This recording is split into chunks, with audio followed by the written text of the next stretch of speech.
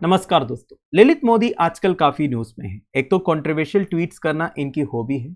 Most recently Congress leader and farmer member of parliament Rahul Gandhi और ललित मोदी के बीच में काफी टसल रहा है, एटलीस्ट इन सोशल मीडिया। आप सबको मालूम है दोस्तों, कर्नाटका का कोलार में राहुल गांधी ने जो भाषण दिया मोदी सरनेम को लेके, जिसकी वजह से राहुल गांधी का मेंबर ऑफ पार्लियामेंट पोजीशन भी डिस्क्वालीफाई हो गया। उसके बाद भी ललित मोदी की तरफ से एक ट्वीट आया था कि वो राहुल गांधी के खिलाफ में डिफेमेशन केस फाइल करेंगे करके। पर आपको पता है दोस्तों, ललित मोदी एक फाइनेंशियल फ्रॉड फ्यूजिटिव है जो अभी इंग्लैंड में। तो अब न्यूज क्या आया है, कुछ दिन पहले ललित मोदी ऐसे दो ट्वीट किए जो हमारा इंडियन जुडिशियल सिस्टम को डिसरेस्पेक्ट करने जैसा था। तो ललित मोदी के खिलाफ में contempt of court case file हुआ था सुप्रीम कोर्ट में। तो सुप्रीम कोर्ट ने ललित मोदी को बोला अपोलोजाइज करने के लिए, तब उनका केस कंसिडर करेंगे करके। तो मोस्ट रिसेंटली ललित मोदी ने एक सोशल मीडिया पोस्ट के थ्रू एक अनकंडीशनल पब्लिक अपोलॉजी टेंडर किया। उन्होंने कहा है Indian judicial system and majesty of the honourable courts की तरफ उनका हाईएस्ट रिगार्ड है। वो ऐसा कोई काम नहीं करेंगे जिससे इंडियन जुडिशरी का इमेज लोअर हो। जो भी है दोस्तों, ये अपोलॉजी सुनने के बाद सुप्रीम कोर्ट ने उनके खिलाफ जो कंटेम्प्ट केस था उसे क्लोज किया है। वैसे ललित मोदी के बारे में आपने सुना ही होगा, एक इंडियन बिजनेसमैन है, फॉर्मर क्रिकेट एडमिनिस्ट्रेटर है एंड एक फाइनेंशियल फ्रॉड फ्यूजिटिव भी है। ये इंडिया में नहीं है, इंडिया से भाग के इंग्लैंड में जाके रह रहा है। काफी सारे केसेस इनके खिलाफ में इंडिया में है। इंडियन प्रीमियर लीग का founder, first chairman and league commissioner था ललित मोदी, और 2008 से लेकर 2010 तक उस टूर्नामेंट को ललित मोदी ने चलाया था। चैंपियंस लीग का चेयरमैन था, बीसीसीए का वाइस प्रेसिडेंट था 2005 से लेकर 2010 तक।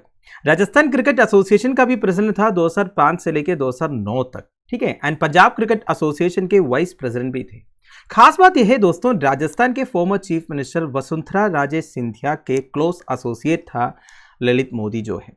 और opposition parties and media Lalit Modi को सुपर चीफ मिनिस्टर भी कहता था। मतलब इतना इन्फ्लुएंस था ललित मोदी का राजस्थान में। अब ललित मोदी के बारे में जानकर कोई फायदा तो नहीं है, हम डिस्कस करेंगे कंटेम्प्ट ऑफ कोर्ट के बारे में। In fact contempt of courts act 1971 के बारे में। क्या है दोस्तों कंटेम्प्ट ऑफ कोर्ट का मतलब? It is the power of the court to protect its own majesty and respect. तो बेसिकली कोर्ट को अपनी महिमा और सम्मान बचाने का जो पावर दिया है उसे आप कंटेम्प्ट ऑफ कोर्ट बोल सकते हैं। इस पावर को रेगुलेट करता है कंटेम्प्ट ऑफ कोर्ट्स एक्ट 1971। पर आपको ध्यान रखना है दोस्तों, कंटेम्प्ट ऑफ कोर्ट्स एक्ट 1971 के थ्रू कोर्ट का ये जो पावर है उसे केवल रेगुलेट किया है पर रेस्ट्रिक्ट नहीं किया है। तो कोर्ट का ये जो पावर है, कोई अगर कोर्ट को कंटेम्प्ट करेंगे उन्हें पनिश करने का, उसे किसी भी एक्ट के थ्रू रेस्ट्रिक्ट नहीं कर सकता, केवल रेगुलेट कर सकता है, ठीक है। So the expression contempt of court has not been defined by the constitution. Very important point. इस तरह के पॉइंट आपसे स्टेटमेंट के रूप में एग्जामिनेशन में पूछ सकता है। तो कंटेम्प्ट ऑफ कोर्ट वाला जो एक्सप्रेशन है वो कॉन्स्टिट्यूशन में कहीं भी आपको नहीं मिलेगा। However, article 129 of the constitution conferred on the supreme court the power to punish contempt of itself. पर देखिए, article 129 of the constitution supreme court को एक पावर दिया है दोस्तों, अगर कोई सुप्रीम कोर्ट का कंटेम्प्ट करेंगे उन्हें पनिश करने का। अब कंटेम्प्ट का मतलब क्या होता है, मतलब कंटेम्प्ट में क्या क्या एक्टिविटीज आएंगे वो मैं आपको आगे बताऊंगा, ठीक है। Now article 129 of the constitution supreme court को ये पावर दिया है ना, एंड आर्टिकल 215 यही पावर हाई कोर्ट्स को भी दिया है, ठीक है। तो कंटेम्प्ट ऑफ कोर्ट अगर कोई करेंगे उन्हें पनिश करने का पावर सुप्रीम कोर्ट के पास भी है, हाई कोर्ट के पास भी है, ठीक है। Now contempt of courts act 1971 defines both civil and criminal contempt. This is also a very important statement. Civil contempt भी होता है, क्रिमिनल कंटेम्प्ट भी होता है। नाउ सिविल कंटेम्प्ट का मतलब क्या होता है? It refers to wilful disobedience to any judgment of the court. For example, अगर कोर्ट ने किसी एक इंडिविजुअल को बोला कि आपको 50,000 रुपये फाइन भरना है, ठीक है, और वो इंडिविजुअल ने 50,000 रुपये फाइन नहीं भरे, तो क्या हो गया? कोर्ट का जो जजमेंट है उस जजमेंट का डिसओबीडियंस हो गया ना, तो इसे कहते हैं सिविल कंटेम्प्ट, ठीक है। वेरास क्रिमिनल कंटेम्प्ट क्या होता है दोस्तों? देखिए, सिविल कंटेम्प्ट मतलब अगर कोर्ट का जजमेंट को फॉलो नहीं किया, कोर्ट को अगर ओबे नहीं किया, ये हो गया सिविल कंटेम्प्ट। क्रिमिनल कंटेम्प्ट में मेनली 3 एक्टिविटीज आता है। नंबर 1, टेंड्स टू स्कैंडलाइज और lower the authority of the court. Basically court का मजाक उठाना या फिर कोर्ट्स की अथॉरिटी को लोअर करने की कोशिश करना, जैसे कि अभी ललित मोदी का ट्वीट, या फिर करीब 2 साल पहले सीनियर एडवोकेट प्रशांत भूषण ने उस टाइम के chief justice of India Bobde साहब का एक फोटो पोस्ट किया था बिना हेलमेट का, याद होगा ना आपको।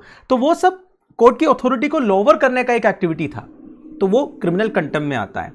फिर tends to interfere with the due course of judicial proceeding, कोई भी जुडिशियल प्रोसीडिंग को इंटरफेयर करना, मतलब जुडिशियल प्रोसीडिंग ठीक से नहीं होने देना, ये भी एक क्रिमिनल कंटेम्प्ट है। फिर देखिए obstruct the administration of justice, basically justice administration को ऑब्स्ट्रक्ट करना, तो ये सारे क्रिमिनल कंटेम्प्ट में आता है। सिविल कंटेम्प्ट मतलब क्या होता है, कोर्ट को डिसोबे करना, कोर्ट का कोई जजमेंट का विलफुल डिसोबीडियंस करना, जानबूझकर कोर्ट को ओबे नहीं करना, ये सब सिविल कंटेम्प्ट में आता है। ठीक है, अब आपके मन में एक डाउट आया होगा, अगर ऐसा है तो कोर्ट के खिलाफ में कोई कुछ बोल ही नहीं सकता, कभी कोई फेयरली क्रिटिसाइज करना चाहता है कोर्ट को, ये भी कंटेम्प्ट ऑफ द कोर्ट में आ जाएगा ना। पर देखिए दोस्तों, कंटेम्प्ट ऑफ कोर्ट एक्ट 1971 का सेक्शन 5 में लिखा है, फेयर क्रिटिसिज्म और fair comment on the merits of a finally decided case would not amount to contempt. देखिए, अगर एक केस का फाइनल डिसीजन हो गया, जजमेंट वगैरह आ चुका है, इसके बाद कोर्ट का उस डिसीजन को कोई फेयरली क्रिटिसाइज कर सकता है, ये कंटेम्प्ट ऑफ द कोर्ट में नहीं आएंगे करके section 5 of the contempt of the court act 1971 में लिखा है। पर देखिए दोस्तों, एक प्रॉब्लम है, the determination of what is fair is left to the interpretation of जजेस। अब क्या फेयर है क्या फेयर नहीं है, ये कौन डिसाइड करेंगे, जज डिसाइड करेंगे। तो फिर क्या फायदा, अगर कोई फेयरली भी क्रिटिसाइज किया कोर्ट को और जज ने बोला ये कोई फेयर क्रिटिसिज्म नहीं है, this is a pure contempt of the court, फिर उनके अगेंस्ट एक्शन लिया जाएगा। इसलिए ये जो इंटरप्रिटेशन ऑफ जजेस वाला फैक्टर है, ये हमारा फंडामेंटल राइट को कॉम्प्रोमाइज करता है। कौन सा फंडामेंटल राइट है, आर्टिकल 19 में जो लिखा है, freedom of speech and expression. Now one important point, करीब 2 साल पहले सुप्रीम कोर्ट की तरफ से एक स्टेटमेंट आया था, no law can take away courts power to punish for contempt. देखिए आर्टिकल 129 ऑफ द कॉन्स्टिट्यूशन में क्या लिखा है, मैंने आपको पहले ही कहा, अगर कोई सुप्रीम कोर्ट का कंटेम्प्ट करता है, उन्हें पनिश करने का पावर सुप्रीम कोर्ट के पास है।